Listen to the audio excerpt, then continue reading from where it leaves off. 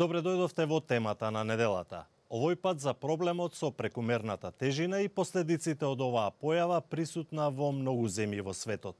Зошто се поголем број граѓани на Македонија имаат проблем со вишок од килограми? Според стручњаците за јавно здравје, нездравиот животен стил, односно нездравата храна и малку или воопшто никаква физичка активност, се главните причини за прекумерната тежина на многумина. Како последица на тоа доаѓаат и здравствени проблеми. Во Македонија ваквите констатации се подкрепени и со конкретни бројки.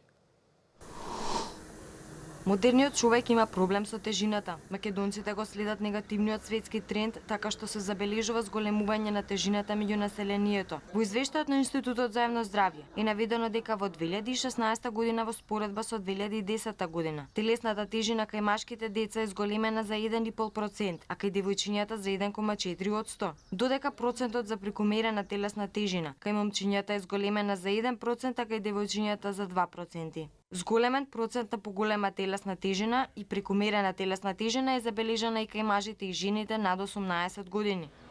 Овој тренд се должи на модерното време во кое луѓето се неактивни и консумираат лоша храна. Со дигитализацијата, како што констатира Институтот за јавно здравје, седечкото работно место каде што се фаворизира умот стана примарно. Поради тоа, човекот чувствува психички замор, а потоа пасивно одмара во фотелја или во кревет. Како што наведе Институтот за јавно здравје и доктор Александар Митов ги потврди двете причини за зголемена телесна тежина. Кога ќе ги искомбинираме двете, лошата исхрана, нездравата исхрана, заедно со секојдневното седење, лежење, физичка неактивност, го добиваме рецептот за покачена телесна тежина. Најважното е да направиме лична одлука дека сакаме да ја смениме таа состојба. 150 минути физичка активност, макар и пешачење, ништо повеќе. 150 минути на недела се одличен почеток за да се справиме со зголемената телесна тежина.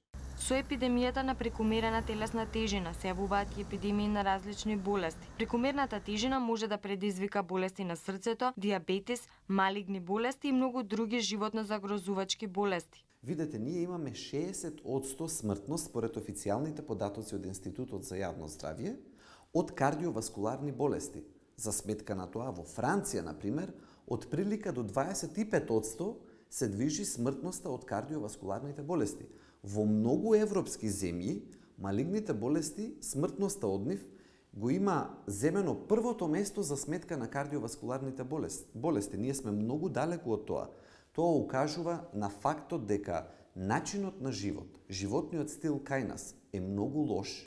Институтот за јавно здравје лани во октомври на Светскиот ден за борба против дебелината испрати апел до јавните институции. Тие го насочија вниманието кон зголемување на инвестициите од владата, професионалците од јавното здравје и давателите на здравствени услуги за справување со дебелината.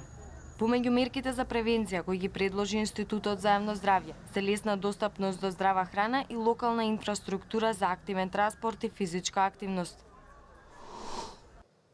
Тоа се состојбите и препораките во Македонија. Во Велика Британија пак, меѓу другото, деновиве стапи во сила данок на засладени пијалоци, како дел од политиката против дебелењето на населението. Ова е преземено откако било утврдено дека со данокот на шекер, кој веќе постои, биле постигнати позитивни резултати.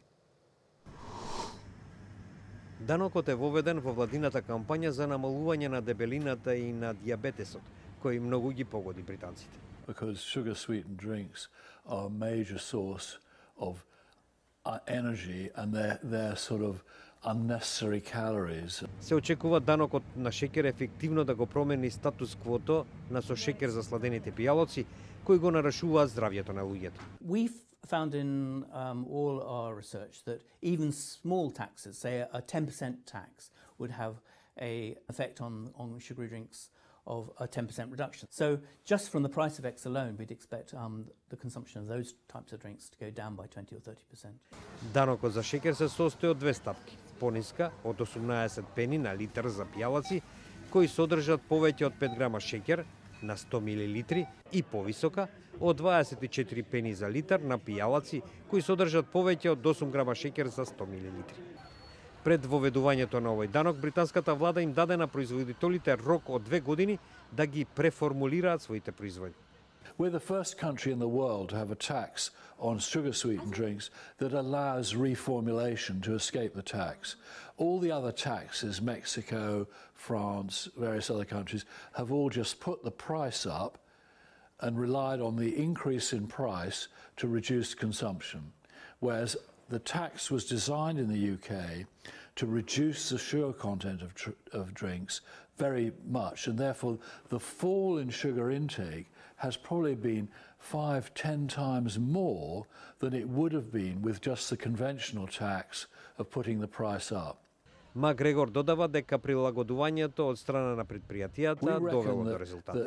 That more than 50% of the sugar-sweetened drinks have come below the 5-gram threshold. Тоа според него се неколку милијарди тони шеќер надвор од исхраната во Британија во изминативе 6 месеци. Сепак постојат некои производители кои велат дека нема да се променат. Not all of them. Coca-Cola, for example, has said that they won't reformulate Coca-Cola. And in that case, they will have to pass the price on to consumers. And they're saying they'll keep the price the same, but reduce the size of the product. Тоа беше се во оваа емисија, посветена на проблемот со дебелењето на населението. Јадете здраво, движете се и продолжете да ги следите нашите содржини на веб страницата и на социјалните мрежи. До гледање.